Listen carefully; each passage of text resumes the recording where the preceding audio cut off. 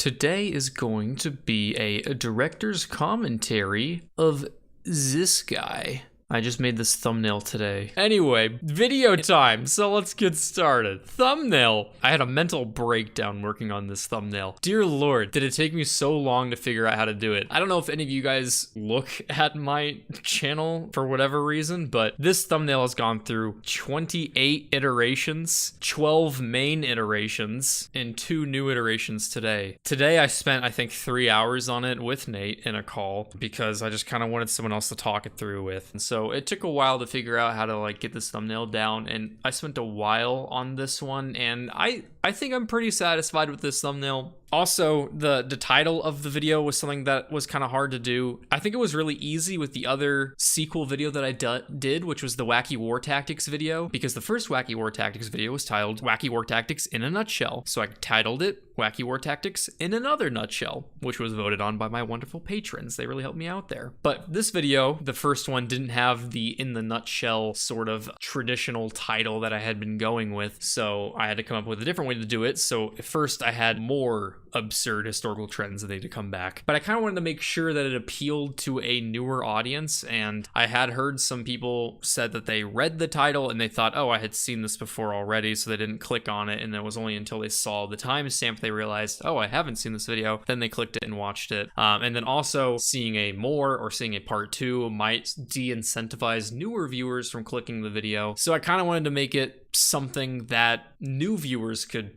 click and watch and enjoy, because it doesn't really require you to watch the first one to enjoy. So basically what I did was, in the video, I have frames that show trends, styles, and fashion. And this video is called Absurd Historical Trends That Need to Come Back. So I thought, maybe I call this one Absurd Historical Fashion That Needs to Come Back. You know, like one of the 3 trifecta that I had in my intro that I repeated in this video. And then if I have a third one, maybe I use styles for that title. You know, kind of like a little neat way to do that, right? So that's kind of how I came with that title. But anyway, without further ado, let's get into the video and the commentary. 20 to life is not a problem, but can you imagine how it would feel to be socially ridiculed?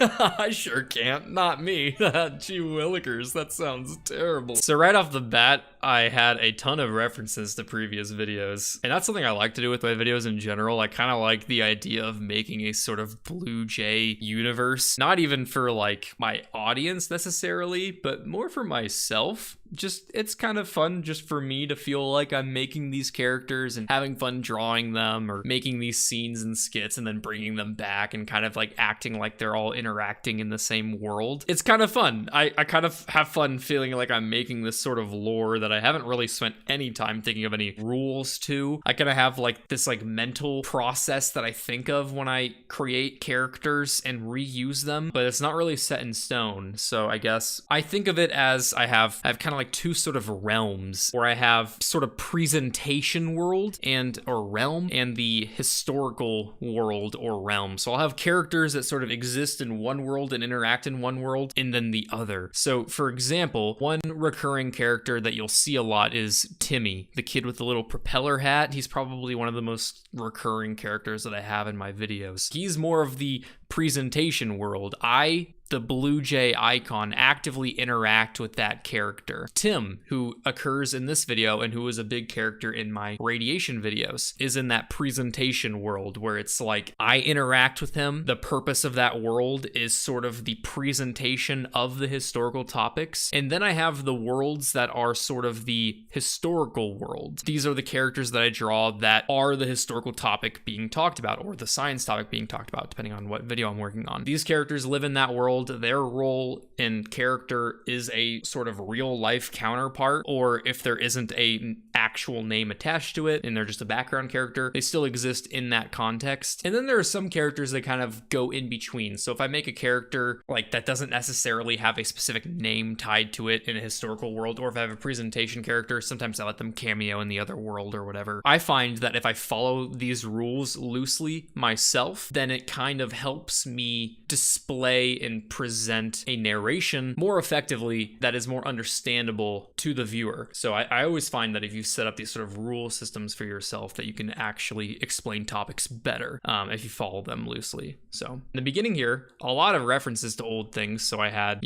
these guys from previous videos. You have the macaroni from the first fashion video, and then the drag queen that actually was from one of the previous Wacky War Tactics videos. And then I brought back this drawing. This background drawing was previously used in the intro to my duels video. And then I also, so this is a reference to my intro to my previous absurd fashion video where I talked about we've all had those days of when you're walking down your hallway and you're wearing your new SpongeBob Heelys and your undeveloped brain forgets that wheels on shoes equals no stick to floor and one wrong step sends you plummeting, showering the hallway and Yu-Gi-Oh cards, colored pencils, and shame. We've all been there.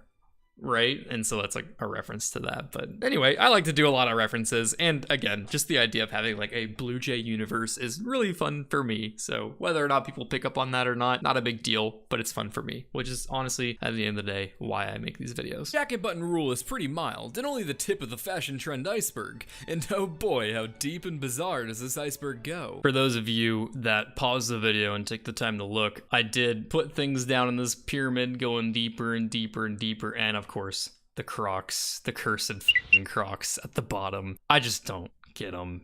They look so dumb. Ease and comfort. Just wear loose fitting tennis shoes. They're infinitely more comfortable and supportive. Wear Ugg slippers. They look better. They're more comfy. I would have more respect for you. These look like they smell bad when they're new. No. Trucks are popular because they are stupid. If you have that mentality, respect. Well, mid-20th century Germany saw a more authoritarian style of fashion. You've got tailored suits, Dirndl dresses, and nothing was more popular. Okay, I mispronounced that. When I looked it up, I freaking typed it in wrong. Dirndl dress? Is it Dirndl dresses? I guess I just had some temporary dyslexia because multiple times I'd written this script, like a month in advance, read Dirndl dress. I had said Dirndl dress nonstop. Dirndl dress? Am I saying it? Dirndl. One of those two. It's, you know what? I'm gonna stop trying to pronounce things correctly because here's a trick for you aspiring YouTubers.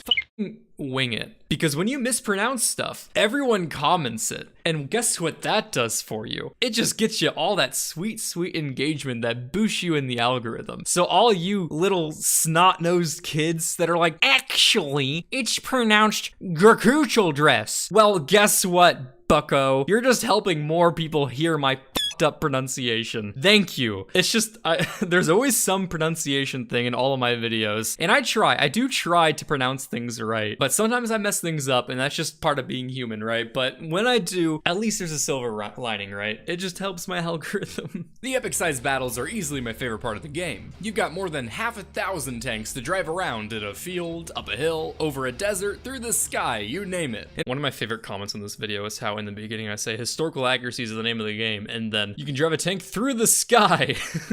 Gosh, fun game. It's Victorian London, and a contagion is spreading. Back to the Easter egg topic, you'll recognize from the How to Survive Victorian London video, this is Alex, who switched bodies with the Victorian, as he is in the rich, and he's in the upper class. This is the outfit that he has, and how he like looks down, and he's like, oh my gosh, I'm rich and famous and all that, and I'm in the upper class, I'm wealthy. That's a little Easter egg that I thought would be cool if anyone noticed. I didn't see any comments of people noticing it. Maybe I missed it, but I put that there in case everyone's like, oh my gosh, look, Victorian London, it's Alex, it's happening at the same time, holy shit. But yeah, so again, the Bluejay universe thing. Be real Bluejay, this is just cutting corners, lol, reusing the old backgrounds. I mean, you call that cutting corners, I call that being economical. Some of these backgrounds take quite a while to make, and when I'm trying to get videos out for people to enjoy, I try to weigh cost benefit of drawing a whole new background for the couple of seconds that it shows up here when I say it's Victorian London and a contagion is spreading. That whole period of time, I could spend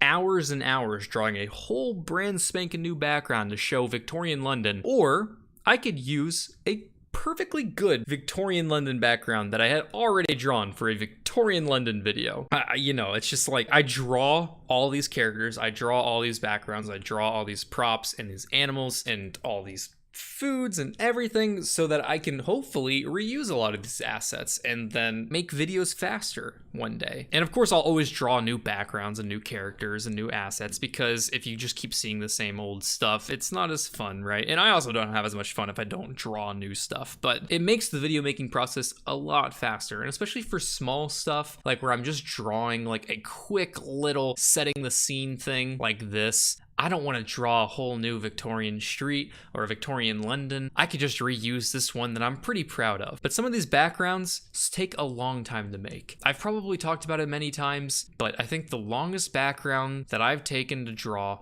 was in my Strange Duels video. Online. Like 2 of my longest backgrounds were in this video. This background here I think took me like 13 or 11 hours. And maybe it doesn't look like it would, but there's just like a lot of subtle things that go into making these backgrounds that take longer than they might suspect. And I think honestly, if I drew this today, it wouldn't take as long, because this is, you know, just about a year ago. And I think I've grown a lot as an artist since then. I've taken art classes since this video came out, but you know, like things like the detail and the shading on this statue took a hot minute, or drawing in the detail on these buildings in the background and the characters. And there's actually some buildings behind here that ended up covering up with buildings in front of it, just in case I wanted to remove buildings for different scenes. Or the other background in this video that took a while was this one, the plastic carousel. This one took a long time to draw too. Like, these backgrounds take a long time to draw, so if I can reuse them, I'm gonna reuse them. It's economical. And it's great. And I like to make new backgrounds for every video, because as you've noticed in my thumbnails, I like to use them as backgrounds in the thumbnails. This meant that whatever the royal did, the masses would blindly follow like a 19th century K-pop star. Wearing a radical new dress style, the people did too. Choker covering a childhood scar? Why not? Hold my leash. Life-threatening rheumatic fever, leaving her with a permanent limp? Count me in. I love Forrest Gump. I want to say that drawing these frantic, crazy fans was some of the most fun I had in the video, just like them trying to copy her. People did too. It's just really fun. Joker. I just loved imagining this is how, like, just 2 people in Victorian London acted. Just they were obsessively following around Alexandra of Denmark and copying her every single move, like, with this amount of feral intensity in their eyes. I really hope that's real. It is in my mind, at least. I had a lot of fun with this portion. It really makes me laugh looking at it. Oh, Edward, I absolutely adore your limp. Tell me, how do you pull it off? I have cerebral palsy. Oh, I must inquire my cobbler about that brand. And your cane is just adorable. While at first, the style was more DIY. I actually spent a lot of time researching to make sure cerebral palsy was a thing around this time, or at least was called as such. And I found enough accounts of people referencing the term cerebral palsy in the Victorian age around the time that this trend was a thing, so that the skit would be accurate. Just because I know there would be like 1 or 2 people that would be like, actually, cerebral palsy wasn't a thing until 1947, and I didn't want that to be a thing. So I do look into the dumbest things to verify the accuracy of my skits, and sometimes I'm like, I'm wasting my time. Even if I'm wrong, it's not that important. So I try to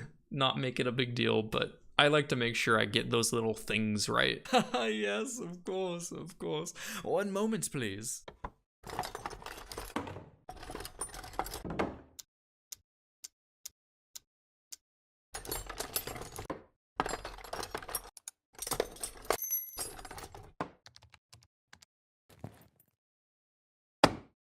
That'll be 200 pounds. So I'm very pleased with actually how well that sound effect work came out. This was one of the first skits that I thought up of when I was writing this video, and it's one of the ones that's nearest and dearest to my heart when I come and watch this video. I got a lot of comments regarding the accents, and one thing that I find hilarious is I think no one knows what British people sounds like, because I had like a few comments saying those British accents were absolutely atrocious, you should not even try. And then I had one comment say, I study linguistics and that British accent was awesome, I loved it. And I'm like, what? How do you have both of those comments? And I think, if anything, that just tells you it's somewhere in the middle. You know what it is. You know it's British. I don't think it's amazing. I'm not trying to have it be amazing. I'm just trying to have it be passable and funny, and really what I'm trying to get out is just the character. But it's funny seeing people's reactions to the accents, because everyone likes to be the expert and a critic on accents. I just thought it was so funny that I got both of those comments. This part of the skit is a little long. Hey man, if that's what you think, I don't know, I really loved it. I think that the whole joke to me is the build up to it. Like, that's what I think the joke is. Like, we can perform a modification on this. It's using some precise and refined craftsmanship, and he's like setting out all his equipment. And you're like, oh wow, he's getting ready to do something crazy to these shoes. Is it gonna be like one of these crazy contraptions that you saw earlier? Like, wow, look at that. This looks insane. Nope, he pulls out a machete and chop. That'll be 200 pounds. Like, that's the whole joke. So, like, it's supposed to be long as the build up to the punchline. The Alexandra limp came with its fair share of critics, as multiple news outlets would often denounce the practice with some rather colorful language. And I did have people ask if this is a real news article. It is not. I wrote it. It's supposed to be satirical. That's why it says Fuberdary, February 35th, 1870, by British Times. Yeah, it's not a real article. So I'm sure whatever trend that followed proved to be much more practical and mild. Ah, shit. But yeah, this is also a reference to the fact that one of the trends that followed this trend was the Hobble Skirt, which is a trend that I covered in my previous historical fashion video. So full circle, kinda, right? Wow, this is crazy. That she would crawl back into her hut with her mood for trickery completely ruined. Really? No, that's stupid. Why would you believe that? They were just some sick-ass pointy shoes. You don't need an excuse to be that stylish. So, that idea was really, I want to see what I can bullshit in just, like, a minute. And I came up with that story on the spot. Like, I didn't put any thought into it. I'm like, the mythical hag from Polish folklore, Skoczykipple. Like, I didn't think about it. I just wrote it all down. I kept on writing it and writing and writing. I didn't think about it. I just wrote a story until I found a way to tie it in. Okay, why are they named after the hag? You know, it's gotta be related to feet. Oh, maybe she's got some crazy feet. It's Poland. Maybe they want to scare her away. And so they, like, make fun of her feet with these shoes. Yeah. So I made up this story. And then I thought it'd be funny to just like be like, oh no, I'm just lying to you. That's not what happened. I don't know. I thought that'd be funny. And what's great is a lot of people believed it. I had a lot of comments, all from Polish people, pretty much saying, I'm Polish and I spent 30 minutes Googling Skoczykipple because I hadn't heard of Skoczykipple, but it sounded fucking stupid enough to be Polish. So, and then I kept playing the video and found out you just made it the fuck up. And so that made me so happy. First off, that apparently it sounded Polish enough to be Polish. I kind of tried to sound Polish. I don't really know Polish stuff enough, so maybe it doesn't. I did see like 1 or 2 comments saying Skoczykipple doesn't sound Polish at all. You would never see those letters together, so I don't know what to believe. I saw more comments saying it sounded really Polish, so I kind of believed that. And then earlier I said that I would come back to pronunciation. I did get a couple of comments saying that I pronounced this wrong. And to that I say, it's a made-up word. I made it the fuck up. There is no correct pronunciation. I made this up. I wrote this out in the English alphabet, and then I Googled the Polish alphabet and substituted the English C for the C with the accent and the English L for the L with this little slash between it, which I don't know what that's called, but I just put it in there. And so people telling me that there's a different way to pronounce this was the funniest shit to me ever. In medieval Europe between the 12th and 15th centuries,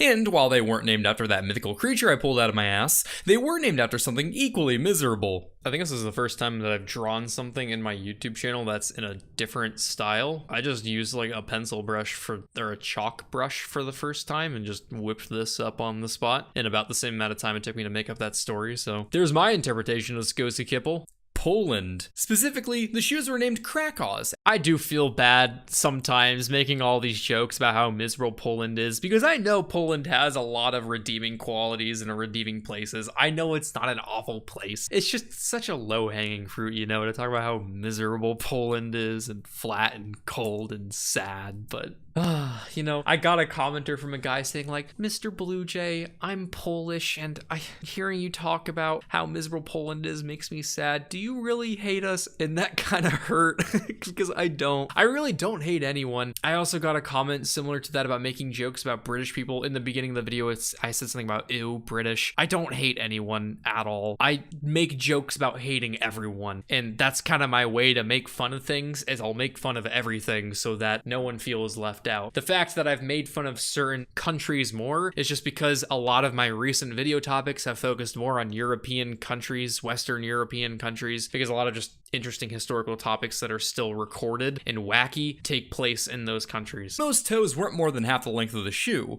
but the rich could don tips as long as 20 inches, and the even wealthier were said to have their little piggies stretched so long they had to get tied up at the shin just to be able to walk, all fighting the proof that. So I will say that I did get 2 or 3 comments challenging me on the accuracy of that statement, so I thought I would point it out. So I did say most toes weren't more than half the length of the shoe. That is the majority of the cases for Crakows. And then, but the rich could don tips as long as 20 inches. That is also true. And then some were said to have their little piggies stretched so long that they had to have their toes tied up the shin just to be able to walk. And I had some people saying that that's not true. That's a common misunderstanding. There's no evidence for that. And so then I pointed out the research that I had and how there's an anonymous quote from the year 13. You know, actually, I think that they even talk about it on the Wikipedia for it. Yeah, there's even a subsection. So there's no direct archaeological evidence for the idea of them being tied up at the leg. However, there is a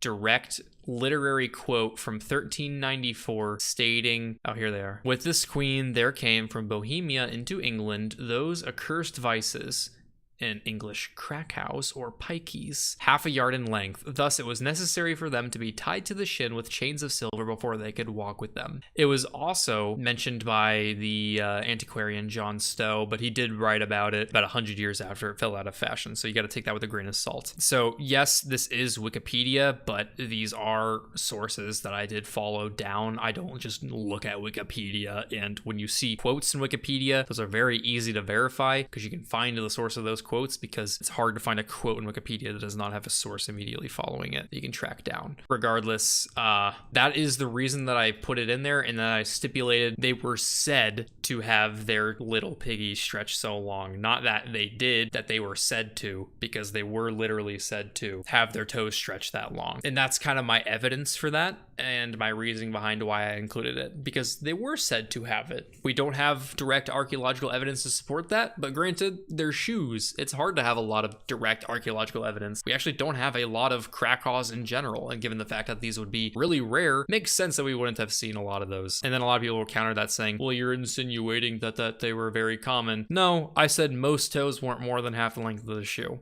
So, but that is why I worded it like that, and I wanted to point that out just in case anyone wanted to bring that up. I just saw that comment. Why does the green one have that big ass hat? In one of the earlier pictures, I saw a guy have a hat like that guy right there, and I'm like, I love that. I'm gonna draw that. So I put it on that guy in my own interpretation. Don't know what it is, but it looked funny. All right, let's get a killing. Gary, you coming? Gary?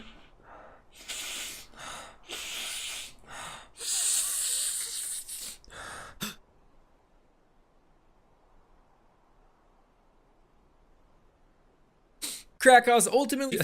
Sorry about that. Probably the most cursed skit that I've done, but I actually originally had a different idea for that skit that still would have been foot fetish related, just because, I mean, you see a big pile of toes and you're thinking, how could I make a joke around a big pile of toes? It's funny. Foot fetish is a great route to go down. I had a few other ideas for that, and I actually am going to be releasing some of those alternate skits ideas on my Patreon, but I came up with this idea actually last minute, and I'm really glad that I did, because I think that it is so fucking weird and funny, and it kind of reminds me of Cyanide and Happiness vibes, because they do a lot of humor like this, so I kind of felt inspired by them when I was doing it. But I mean, judging by the comments, it was a very popular skit, so I feel like I made the right decision in doing it, so I definitely do not regret it, but I know that it's definitely a weird one. No, that's not right.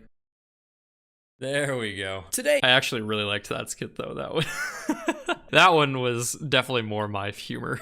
those are some mighty fine boots, Pa. Why, thank you, son. They're about the only good thing to come out of that tea drinker country since the white flag. But I just can't wrap my head around this name of theirs. Winkle Pinkles, Whippersnappers, Fickle Pickles. Dag nabbits, I needs to call them something different.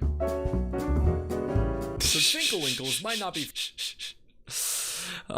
Get it? Roaches stomping? Haha. That's what I thought of when I thought of how they got their name. I don't know why that was literally the first thing that came into my mind. Like, roach stompers, what are they, like dancing roach shoes? Oh, because you stomp on roaches. That makes a lot more sense. But and I'm like, oh, that's gonna be a skit now. So yeah, I had fun drawing this out and making them do a little dance and all that. I can't believe I discovered this. I am the first human being in all of time to lay eyes upon this sour delight. I shall call it the Pina de Indies. Excuse me, but It's pronounced master. I had a lot of fun with that skit. Oh man, I went hard with the voice acting here. I spent a lot of time with it.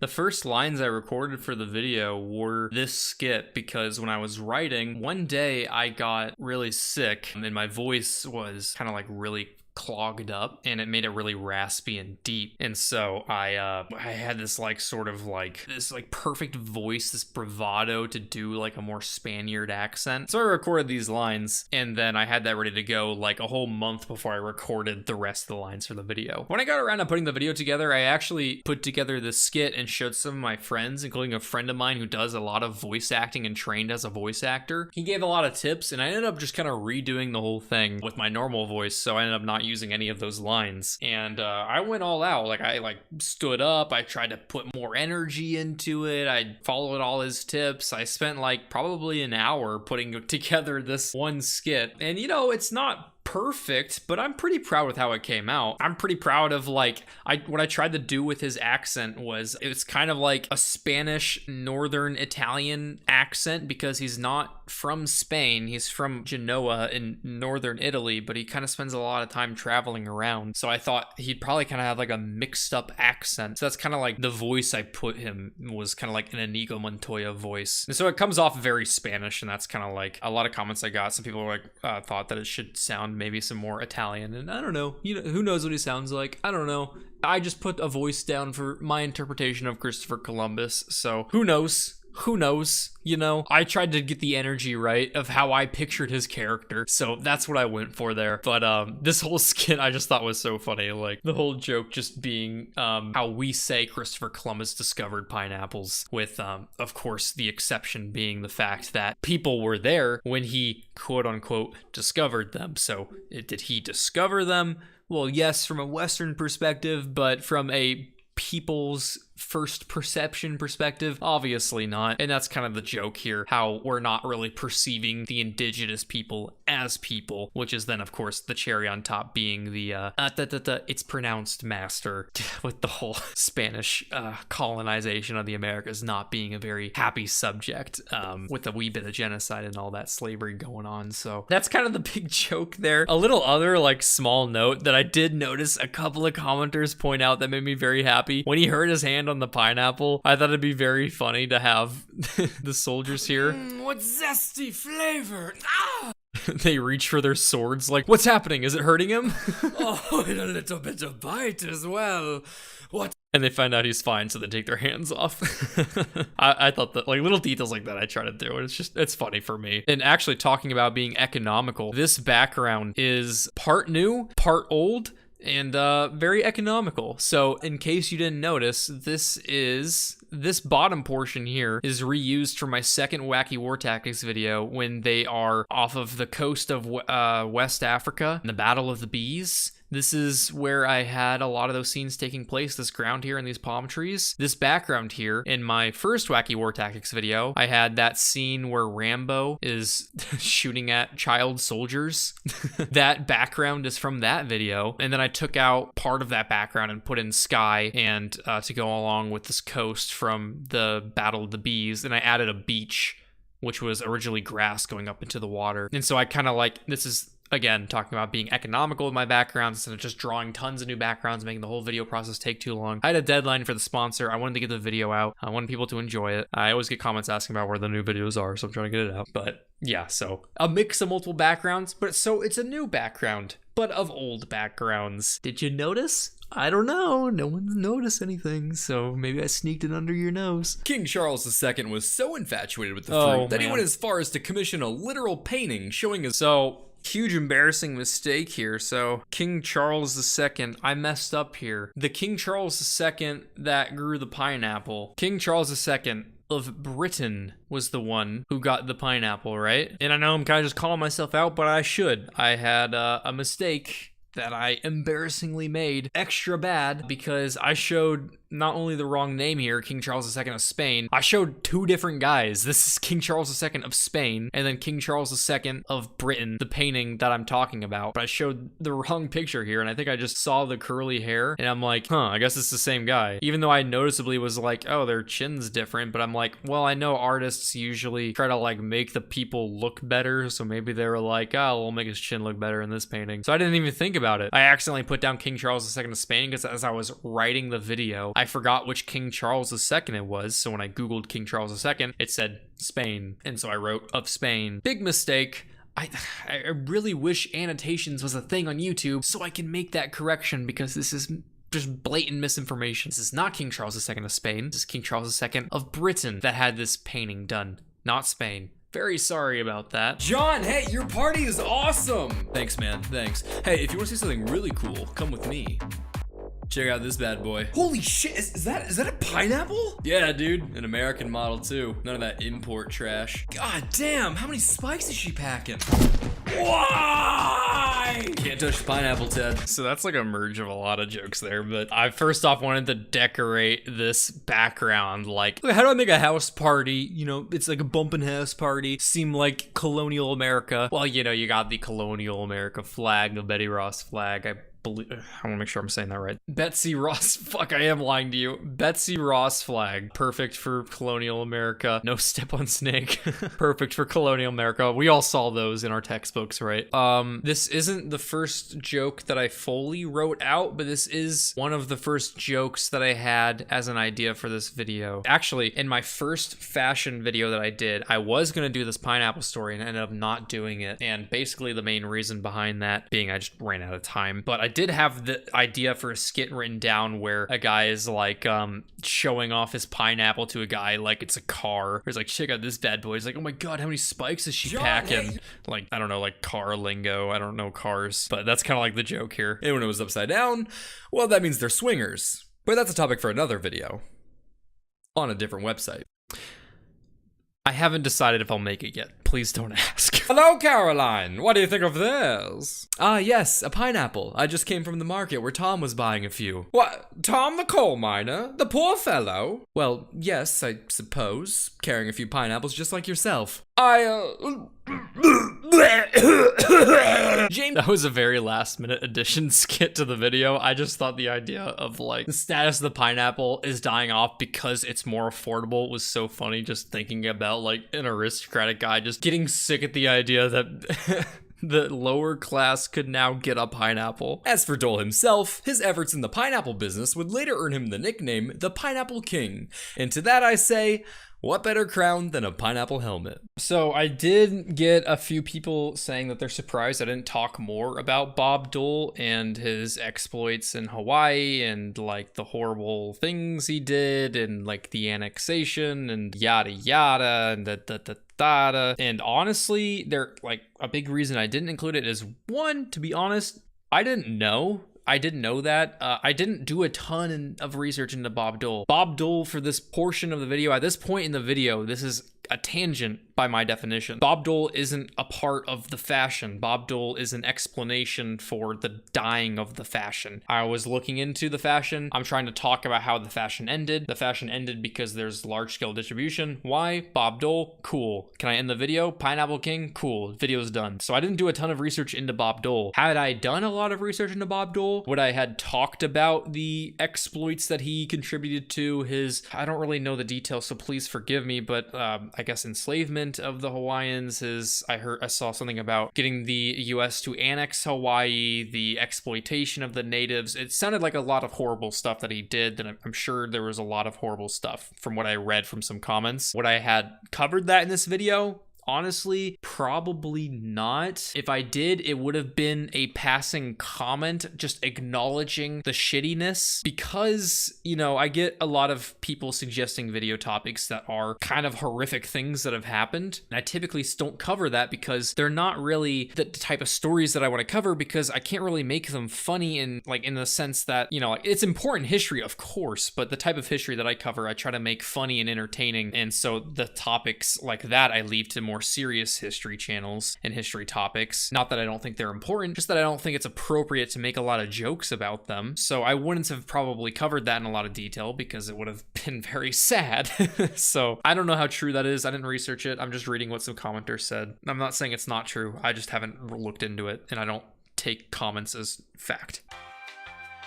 Thank you to these wonderful patrons. Guys, acknowledge them. I put them at the end of all my videos. They're amazing. They're awesome. They support me so much, and they're great, and I appreciate them with all my heart. They really mean the world to me. Thank you guys so much for sticking with me through all this. Your support means the world to me. And oh, one last thing. So in all my videos since I think my second Wacky War Tactics video, I've been doing a thing where I'm hiding Easter eggs in my videos. One Easter egg specifically. I hide a Bluejay penny in all my videos. And so I guess what I'll do is I won't tell you where the penny is in this video, because it just kind of still came out. Maybe I'll tell you where the penny was in... Maybe I'll tell you where the penny was in this video, because I remember where it was in this video. Love this skit, by the way. Right there, you see in that tent right there, that little penny? Oh, you can't see it because I'm in the way. There we go. So you see right here, right there, Bluejay penny. In my videos, I will hide a Bluejay penny, and I will continue to do that going forward. There is one in my newest video, and I believe every video since this video. So if you can find them, comment them, and if you see it, then I'll say good for you, champ. Will you win something? You'll win my recognition and a pat on the back, and knowing that you found a Bluejay penny, which goes for, get this, it goes for a Bluejay penny. What more do you want? It's a Bluejay penny. Why would you want US dollars? Good for you. Anyway, so that's kind of, I guess it's the review. I'll often go back and look at old videos and notice how much I've improved. For example, earlier I was showing my friend the PC that I drew in this video. That PC right there. I was like, actually, that's the second PC that I've drawn in a YouTube video. The first PC that I drew was in my Olympic marathon video. Right here. And I was like, wow, this looks fucking awful.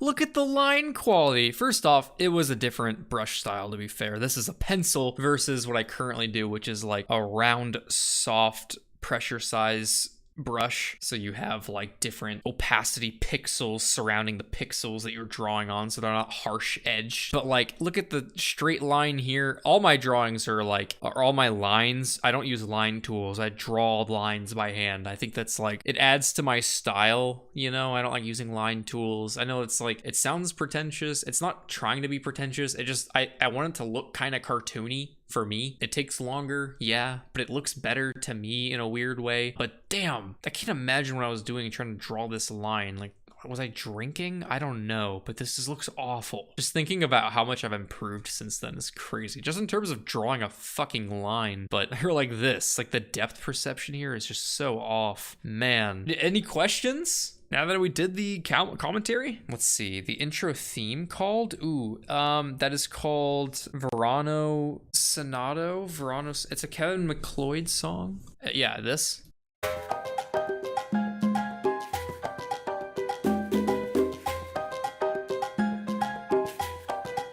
Oh my gosh.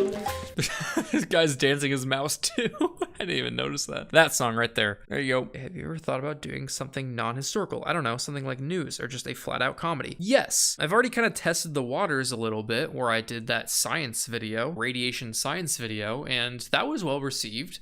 So I know I can do it. Granted, that wasn't too far outside the norm because I didn't want to go full dive into the pool. I want to just dip my toes into the world of different types of videos. But I do have ideas to do different kinds of things. So I guess I will share with you some ideas I have. So if you noticed, in this video, I made up this Avengers Part 47 when talking about Radithor, where I have Lieutenant Potential, which if you remember, I made this comic back in July. Lieutenant Potential, the handsome crusader who possesses the supernatural ability to modify the very essence of all forms of potential energy. At the local orphanage, and he's holding a rock. I could do it. The joke being, he can maximize potential energy, but he can never convert to kinetic energy. It's a physics joke. So I brought him back for this video as a part of the Avengers Part 47, Lieutenant Potential. And I added these other heroes, Dartman and Monsieur Wormlimbs and Duck, who has a Glock. And